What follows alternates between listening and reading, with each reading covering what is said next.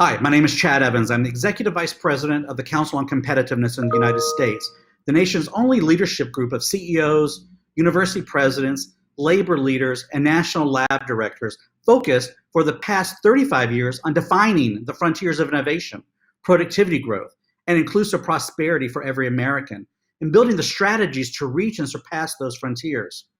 I also have the honor of serving as the treasurer of the board to the Global Federation of Competitiveness Councils, a 10-year-old nonprofit that brings together competitiveness stakeholders and leaders across the private and public sectors from over 30 nations around the world. And today, I'm joined by a distinguished global panel associated both with the U.S. Council and the Global Federation to discuss the frontiers of technological innovation that are reshaping our world in the first third of the 21st century, and to focus on the priorities that nations, companies, universities, and many others are placing to achieve a bright future driven by tech-based innovation. Our first panelist is Dr. Michinari Hamaguchi, the president of the Japan Science and Technology Agency, JST. While a PhD in medicine from Nagoya University and research experience at the Rockefeller University, Dr. Hamaguchi was the president of Nagoya University from 2009 until March of 2015. And he then became president of JST in October 2015. Hamaguchi-san is the chair of the Japanese National Commission for UNESCO, and he is the chair of the Council for Science and Technology in Japan's Ministry of Education, Culture, Sports, Science, and Technology, better known as MEXT, and he is a member of our Global Federation. Our second panelist is Dr. Maher Hakim. He's the Chief Advisor for Innovation and Enterprise at the Qatar Research Development and Innovation Council, QRDI. And QRDI is a member of our Global Federation as well. In fact, its Secretary General Omar Al-Ansari sits on our board. Maher is also the Executive Director of the Citrus Foundry, UC Berkeley's Tech Innovation Hub, and is a partner at 212, a venture capital firm based in Istanbul focused on regional startup and investments in digital technology. Maher's forte is 25 years of building innovation ecosystems and mentoring and launching companies around the world. And our third and final panelist is Dr. Eric Smith, the Director of Artificial Intelligence, Data Analytics, and Exploitation at the Lockheed Martin Corporation's Advanced Technology Center. There, Eric leads an organization of 70+ engineers and scientists working closely with universities, small businesses, and others to deliver mission-relevant technology for the company. Prior to Lockheed Martin, which is also a member of both the U.S. Council and the Global Federation, represented by its CTO, Steve Walker, Eric worked at Alphabet's Waymo as the systems engineering and technical lead for the sensing systems. He's also worked extensively at Google and Terabella. And just before joining Lockheed Martin, Eric held a postdoctoral position analyzing data from the Fermilab Tevatron, placing limits on a minimal supersymmetric model of a proposed charged Higgs boson. You know, like Hamaguchi-san and Maher's roles, your average everyday gig. Gentlemen, I'm really honored to be with all three of you, especially at this moment in time. You know, it was really just 1 year ago that the world came to a sudden stop as the exponential nature of the COVID-19 pandemic took hold around the world. So today, we come together virtually, and actually a few weeks before the actual Economic Forum, still in the shadow of the COVID-19 global pandemic that has delivered a devastating blow to our economies and our societies. However, we can't lose sight of the future in this darkness. Despite the current struggle and pain, longer-term economic and competitiveness challenges will not go away. And the opportunities presented by rapidly advancing technologies will continue to expand and reshape our world, the focus of our conversation today.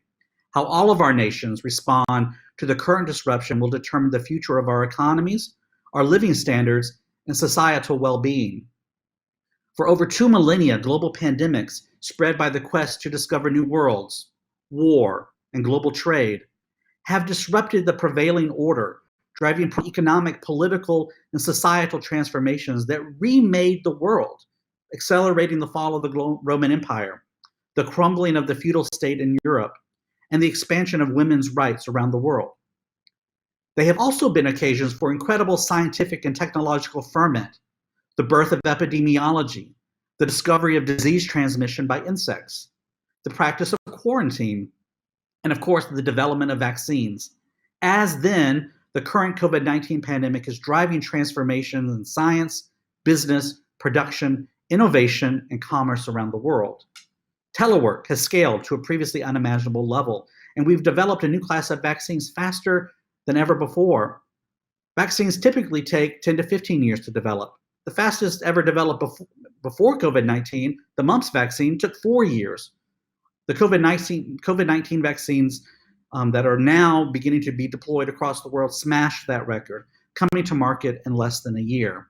Though, of course, building off of decades of investments in research. The new messenger RNA COVID vaccines, the first of their kind hitting clinical use, have leveraged the convergence of nanotechnology and gene editing.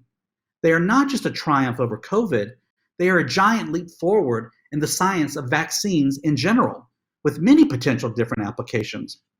A ray of light beginning to shine in these dark days.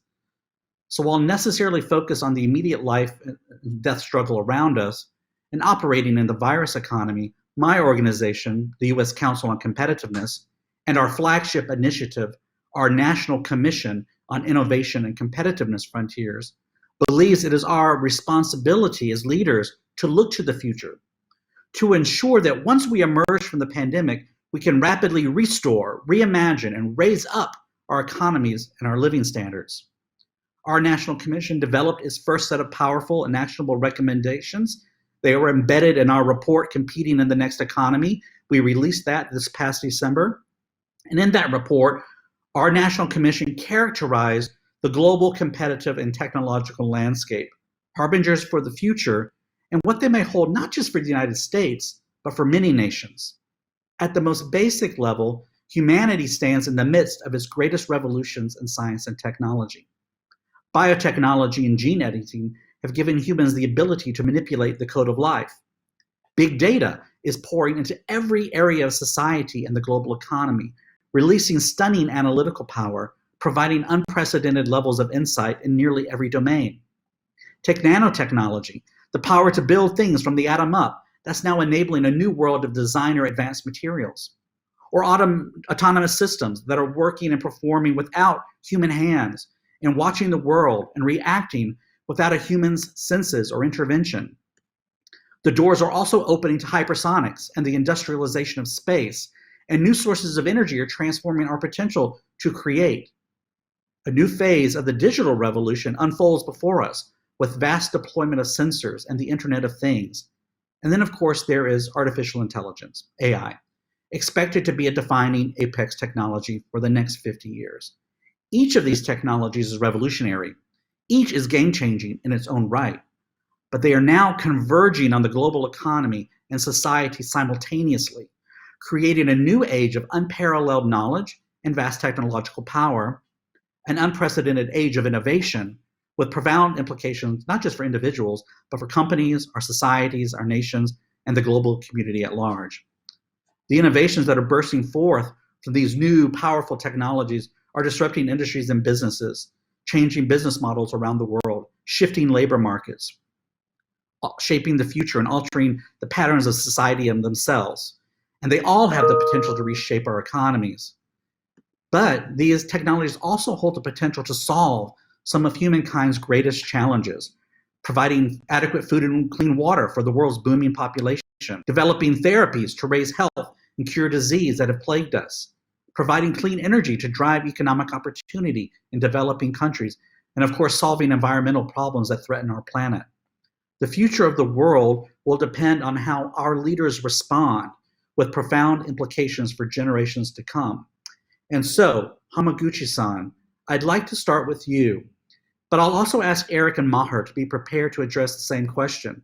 In the context of the tremendous changes I've just described, what technologies do you and the JST think will have the most significant impact on the world's future economy and society? I'd love to hear from you, and then we're going to open up and have a chat about all of those technologies, and then we'll come to the how. So Hamaguchi-san, please. Thank you, Chad, for your kind introduction and questions.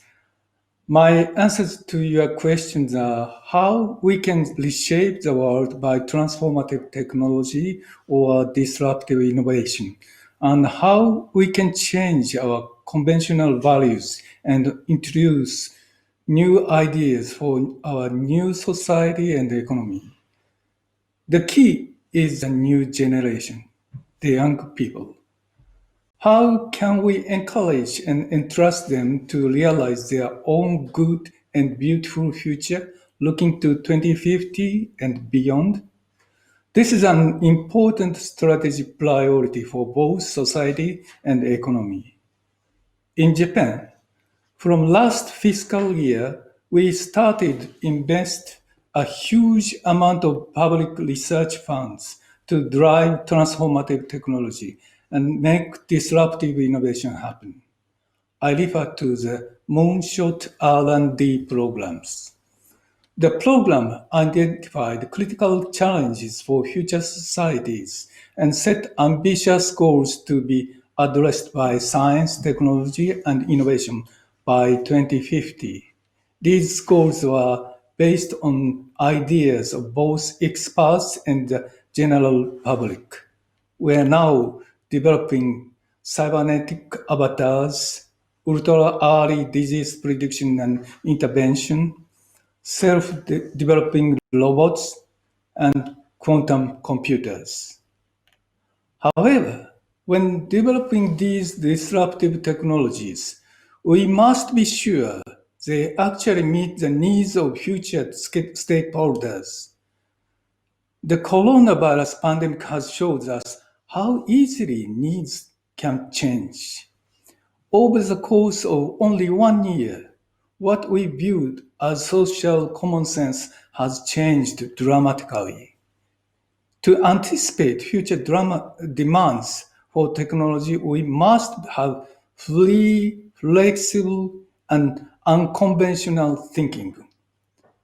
That is why I think it is the next generation that must take an active responsibility for developing disruptive technology, because those young people will actually be alive and active by 2050. Participation of young people in this way is crucial for inclusive innovation, realizing equal partnerships among different generations or in different countries and regions. With diverse perspectives, we have to revalue what we have done so far and what we will do in the future.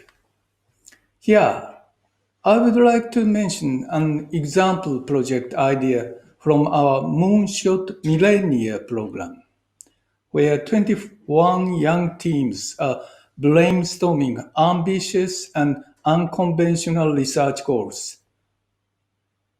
One idea, for example, is harnessing the power of typhoons as an energy source. Can you believe it? To today's common sense, the idea seems to be ridiculous and impossible, but some of humanity's greatest achievement, like the original moon landing, also seemed impossible at the time. We must trust the young generation to make the next big breakthroughs and create a world that they want to live in. I recognize that what I'm saying is paradoxical because I'm myself I'm about to turn 70 years old, and I'm not in the young generation, as you can see here. But I truly hope that more young generation can be involved in this kind of high-level session. We should build platforms where young people can feel engaged, express their voices, and realize their potential. That should be a strategic priority for us. Thank you very much for your attention. Thank you, Hamaguchi-san. Wow, harnessing the power of typhoons. That I hadn't thought of that. That's incredible. But Eric, next, and see your thoughts and reactions on technologies of the future that you see from your perspective, potentially changing the world. And then Maher, I'd love to come to you. So thanks, Chad, and you hit it right on the head, I think, from my perspective, and that is the next 50 years are all about AI and autonomy. And when I'm talking about artificial intelligence and autonomy, I'm talking specifically about systems that enable learning, reasoning, problem solving, perception, and some aspect of the use of language. And I think all of those elements come together to give us what will be the next major advancement, and that is, and you kind of touched on this yourself a little bit before, deployment of systems that can learn from their experiences and cooperatively come together to solve a high-level mission objective. Space has a couple of really easy examples to kind of illustrate what I'm talking about. So you might have a mission wherein you'd want to say, I want to go find compound or element or mineral X on the lunar surface. And so the traditional approach would be scientists would use their vast collection of knowledge to say, where on the surface might I find such a mineral? Perhaps on a crater in a certain area of the moon. And then we're going to use our knowledge about what that environment looks like, the thermal variations, radiation, soil content and consistency, to try to recreate that kind of environment here on Earth. And then we go through this very long, detailed iteration between design, test evaluation, redesign, enhancements, and you continue with that process until you come to a very mature system that you know will meet that mission objective. Now, if you take that in the new way of doing things, you would never really have to understand exactly what you can skip that process of very detailed understanding and test evaluation to come up with a system that performs a particular mission, finely tuned and honed to do a particular mission. So now instead of launching that, you might deliver just functional components. In an AI-driven world, you deliver functional components to the surface. So you might have a tool repository, multiple rovers, and an objective for the system that says, go find mineral X. And so rover A would go off onto the lunar surface and perhaps roll up on the edge of a promising looking crater. It would probe the surface and perhaps say, given the environment, there is a fairly high risk I'm going to slide down the surface of this crater and get stranded. And so you call back to rover B and you'd say, hey, go bring a cable and a hook and attach it to me and lower me down into the crater until I say stop. And then you take that a step further to some of these really fascinating places that we want to go, like the surface of the Jupiter moon Europa, a real mystery and exciting potential place to find signs of life. There is presumably a liquid ocean that's underneath these very thick and constantly moving ice sheets on the surface. And we just don't know exactly what that looks like. We don't know exactly what we're going to encounter when we get there. And teleoperation on a body such as Europa is totally out of the question. It takes about 35 minutes just one way for light to get from the Earth to the surface of that moon. And so we need a system, and we'll have a system that you can send to Europa with a high-level objective: find signs of life, and it will achieve that. So that's yes. No, please go ahead. I didn't mean to interrupt you. So that's a kind of a foundational capability that it's easy to understand how that might be used in space. That also applies to civil missions here on Earth. So imagine Hurricane Katrina, where we have a response that's driven by artificial intelligence as opposed to a human patchwork trying to bring all of these emergency services and so on together to address a really dire situation. In AI, you would have a fleet of hundreds of drones, perhaps, that are flying around the city and using semantic segmentation to figure out where we have flooding, what roads are passable, where are people congregating, where are people stranded. And it can use that wealth of information to plan ingress and egress. It can command a fleet of autonomous boats and vehicles that have been preloaded with supplies based on what it saw on the ground, and send those resources out to the people who need them and can use them, ambulatory people who can, kind of cooperate with these assets and be moved to areas of safety or shelter. And you can allow the human expertise to be focused on areas where it's really most needed, people who are in medical distress, for instance. Same foundational capability. And that same foundational capability, again, can be extended to military scenarios. For instance, we have a forward unit that's going into a hostile urban environment, high-risk situation, and can potentially lead to outcomes that nobody wants to see. Now, if you have a set of autonomous agents, drones, sensors, satellite, a whole host of different ways of collecting data that can probe that urban environment to try and understand patterns of life and the location of potential threats, a threat radius associated with that threat, and can communicate back to every member of that squadron on the ground to say, follow this path.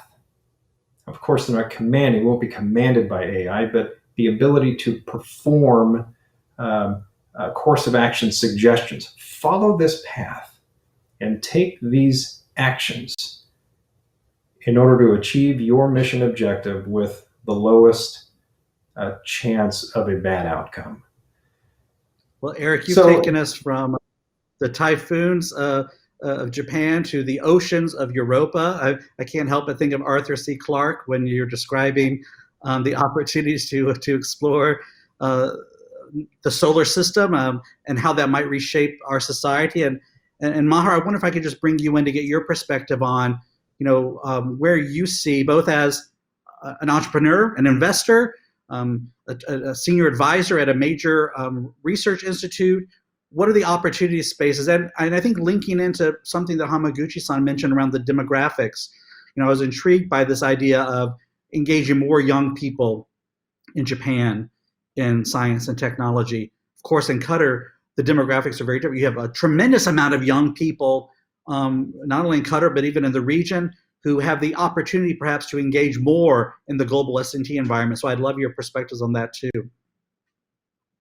Thank you, Chad. At the core of it, the purpose of technologies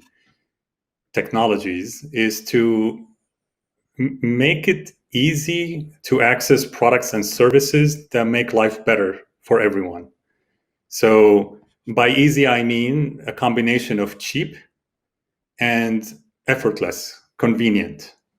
And if you think about the past, not just 50 years, but maybe 200 years, the combination of the Industrial Revolution and information technology and globalization have actually made it easy and cheap for all of us to access basic products. So, I can eat, I can move, I can communicate easily and effortlessly and cheaply.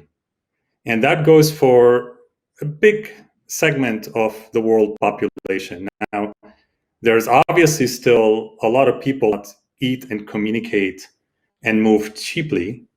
And there is work that needs to be done in creating technologies that continue to make it cheap and accessible for them to have the same products and services that we all enjoy, but for the most part, that's where it's sort of the progress has been made. So I can, this is reflected in the prices of products, whether it's an iPhone or the way I make a phone call or the way I fly from, one place to another. It's all come down in price. There is a set of services that actually have gone the opposite direction. So if I want to be healthy, and if I want to be smart, and if I want to be happy, it has become more and more expensive to do so. If you look at the US, for example, the cost of healthcare, the cost of education has come out, and more and more of my friends are spending a lot of money on shrinks and and therapists for their children. So there are these services that require humans, intense knowledge services that requires local humans to be present in the local environment, have really come up in price and become less cheap and less accessible. What that means is that the next wave of technologies or technology innovation will focus on these areas. How do I make healthcare affordable and accessible for everyone?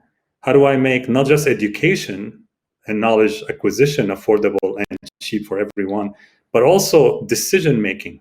Point. How do you actually make day-to-day decisions based on knowledge that other people have for my daily life more than before it's for my business and anything else? And how do we learn more about the brain and the mind and the psychology of humans so that we can adjust and continue to be mentally healthy as humans?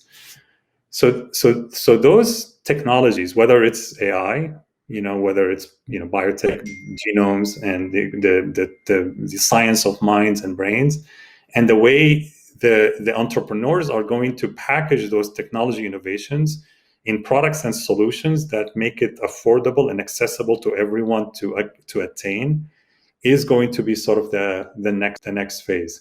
So that allows people to be happy, that allows people to be healthy, and that allows people to feel smart. When people feel smart, when they make good decisions, and these decisions are based on good data that not necessarily they have at their disposal, but other machines or other humans or other intelligence in the world are helping them access.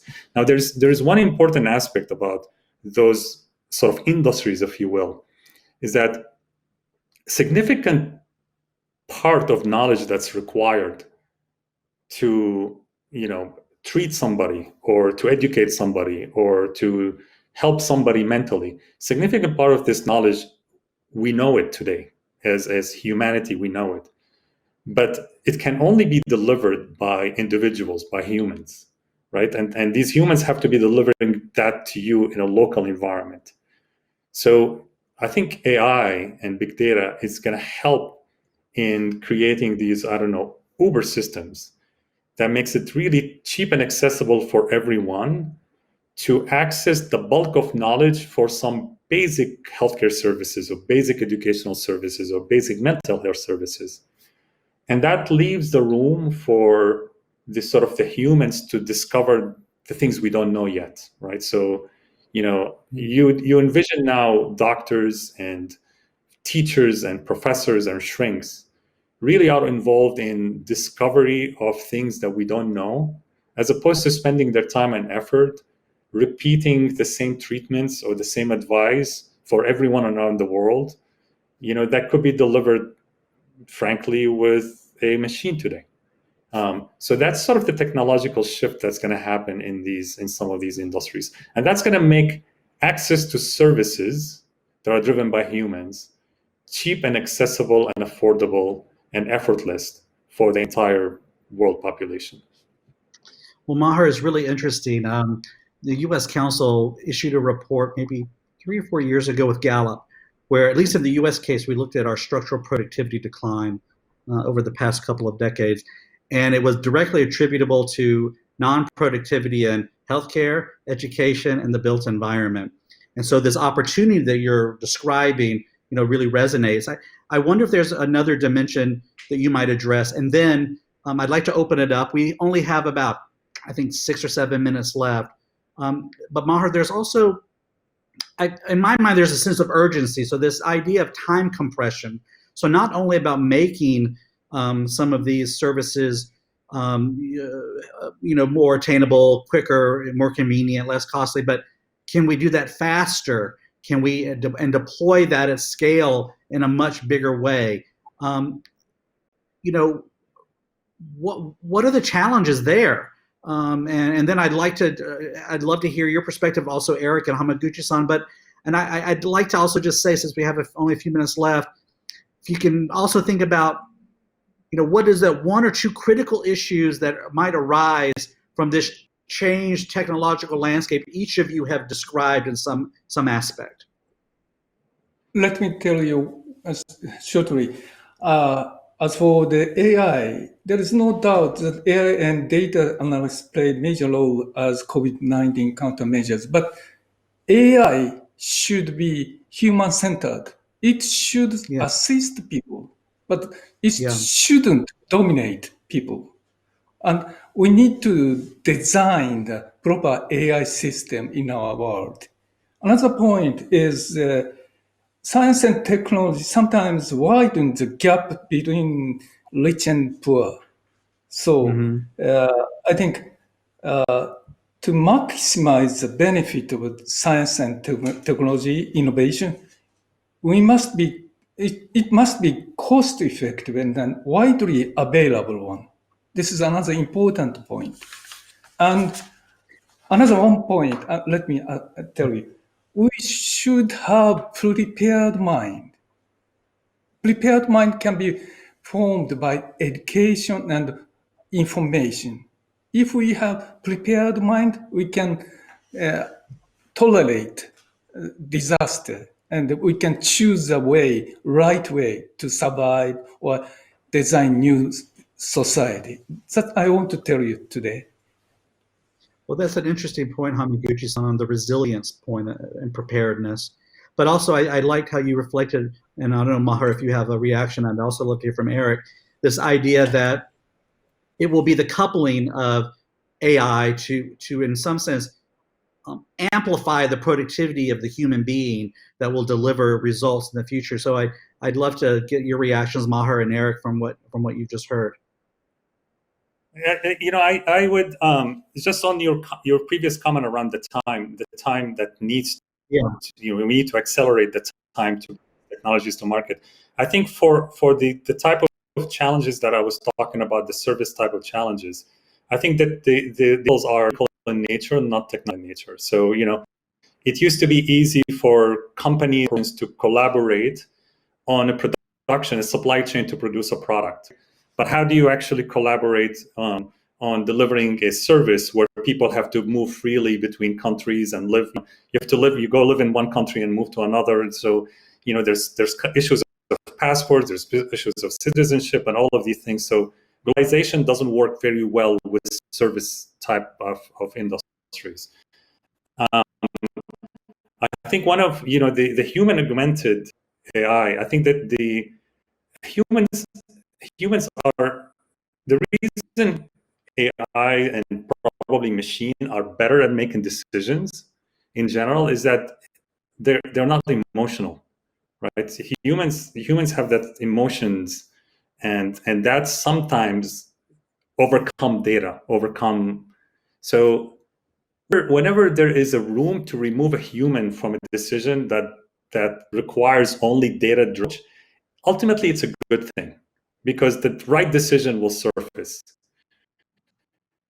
However, the scary part about that is that if we assume the world is to be done by AI to make decisions, machines understand that humans are emotional, and there are certain decisions that are big decisions that are also left to humans, like democracies, for example, and elections, like short-term markets.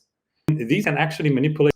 You can, the whole sort of, movie character of a villain, build a monster machine to actually destroy and take over the world. It could happen, but not by creating a major weapon, but by creating a major AI machine can manipulate people emotionally to elect somebody wrong or to actually do something in the financial market that can cause havoc in the world. These are parties because there's still people to actually make important decisions clearly, able to influence the same people by manipulating their emotional needs. You know, Maher and Eric, maybe I can turn to you for your perspective. Both Hamaguchi-san and Maher now have talked about both the potential and perhaps some of the challenges around disruptive technologies like AI. And I think there's an implication that we have to think about the ethical frameworks around the deployment of some of these disruptive technologies, whether it's AI, CRISPR, you name it. Eric, any thoughts that you have on your reflection hearing Hamaguchi-san and Maher there?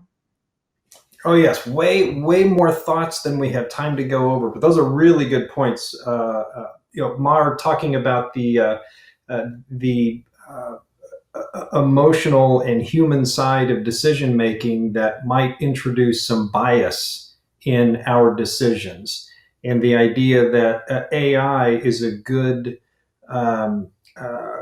is a good objective decision maker in cases where humans might not be thinking so objectively. But that does bring up another issue, and that is we know that AI can have a bias. I mean, you look, even you take 23andMe or these tests that are looking for instance, genes that might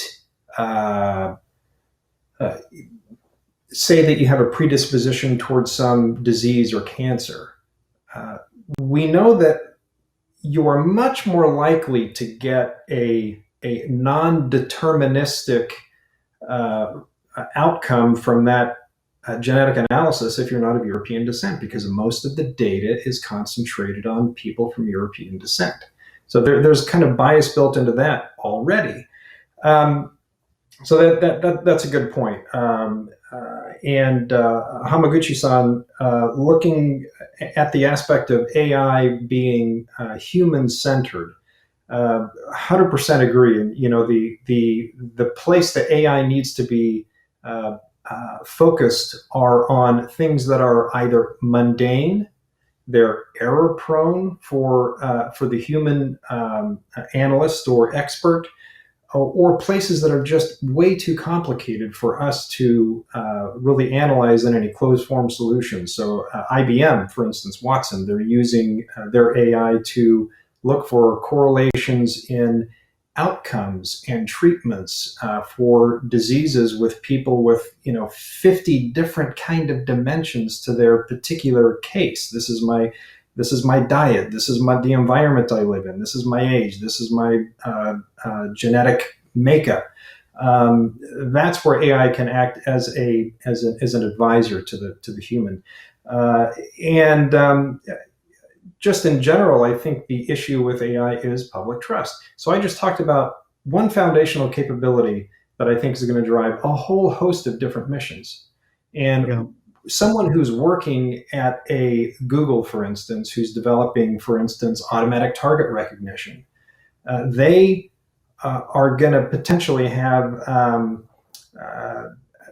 I'll just point to Project Maven specifically. We had a bunch of people walk out of Google over Google's contract with the US government for using automatic target recognition to do a better job of pulling data out of drone imagery. And that wasn't really, the cited reason for walking out of Google was, we don't think there's a lot of transparency in the executives at the company. That's why we left. So what can we do? What do companies need to do? Be very transparent in order to gain public trust. So I just think you hit the nail on the head. It comes down to ultimately leadership and thinking through the dimensions that you all have described. Yes, it's about technology reshaping our societies, but ultimately it will be the human leaders and our societies who have to come to grips with the potential and the implications. I want to thank all of you for an exciting conversation. I wish we had more time together, but I want to also thank our colleagues at the Delphi Economic Forum for hosting us, and we wish them a good forum. and Hamaguchi-san, Maher, Eric, thank you very much. Thank you. Thank you.